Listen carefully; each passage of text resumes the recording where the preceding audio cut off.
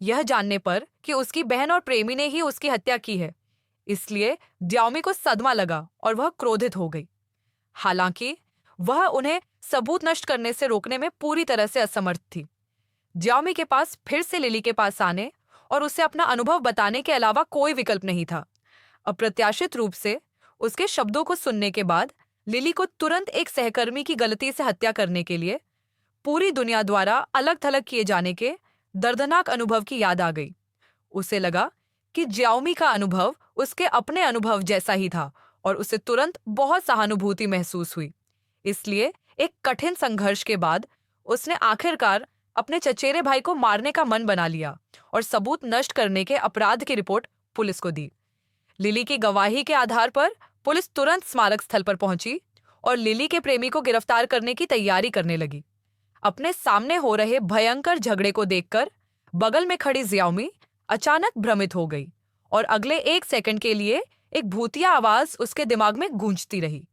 यह देखकर कि उसके व्यवहार ने वास्तव में वास्तविकता को प्रभावित किया है, ज्याओमी एक पल के लिए भ्रमित हो गई। दूसरी तरफ उसके प्रेमी ने जो अंदर पकड़ा था, पहले से ही जल्दी से पूछताछ शुरू कर दी थी। हालांकि पुलिस ने चाहे जो भी सबूत पेश किए हों, उसके प्रेमी ने अपना अपराध स्वीकार करने से इनकार कर दिया। उसने यहां तक कहा कि वह ज्याओमी से बहुत प्यार करता है और उसके लिए मरना असंभव है। इस बीच ज्याओमी, जो पुलिस स्टेशन के बाहर परिणाम का इंतजार कर रही थी, ने अप्रत्याशित रूप से पाया कि उसकी बहन शालिनी आ गई है। इसीलिए वह जल्दी से पता लगाने के लिए गई कि क्या चल रहा था, लेकिन उसे उम्मीद नहीं थी कि उसकी बहन शालिनी को मुंह खोलते ही अंदर आने देगी। शालिनी ने कहा कि मैं सिर्फ सेक्स करना चाहती हूँ। शालिनी की बातों को सुनने के बाद ज्याओमी ने दरवाजा पटक दिया और गुस्से में बाहर निकल गई।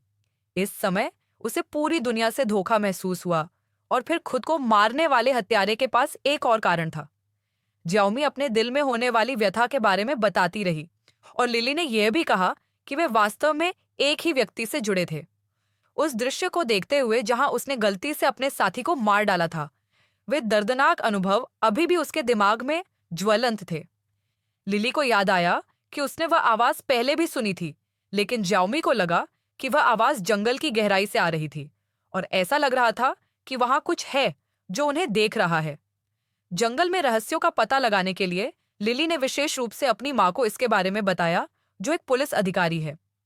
अप्रत्याशित रूप से लिली की मां को केवल इतना पता था कि शहर में कोई व्यक्ति हमेशा एक पौराणिक महिला से मिलने के लिए जंगल में जाता है। इसके अलावा वह और कुछ नहीं जानती थी। उन्होंने सोचा कि चूंकि वे यह आवाज सुन सकते हैं, शायद यह उनके लिए किसी तरह का मार्गदर्शन था। इसलिए उन्होंने पता लगाने के लिए जंगल में प्रवेश करने की तैयारी की। अप्रत्याशित रूप से उसकी बेटी की हवा से बात करने की आदत ने लिली के पिता का ध्यान आकर्षित कर लिया था। ज्याओमी और लिली दोनों जंगल में आए और उस पौराणिक स्थान को ढूंढ निकाला जहां अंतिम संस्कार किया गया था। उन्होंने अपने हाथों को आपस में जोड़कर फ्रांसीसी प्रक्रिया की नकल की और अचानक महसूस किया कि यह बहुत बेतुका था। लेकिन इस समय ज्याओमी ने उत्साह से उस जगह का वर्णन किया और ज्याओमी ने उसे बताया कि यह दुनिया का एक प्रसिद्ध होटल लगता है। यह सुनकर उन्होंने जाकर इसे देखने का फैसला किया। जंगल से बाहर निकलने से पहले ज्याओमी के हाथ भूतिया काले धुएं की एक परत से ढके हुए थे। उसे तुरंत एहसास हुआ कि यह यात्रा बहुत खतरनाक होगी, इसलिए उसने लिली को घर जाने और समाचार का इंतजार करने देने का फैसला किया। वैसे भी वह पहले ही मर चुका था और अगर कुछ हुआ भी तो उसे डर नहीं लगेगा। ज्याओमी की बात का मतलब समझने के बाद लिली को सबसे पहले शहर वापस जाना पड़ा।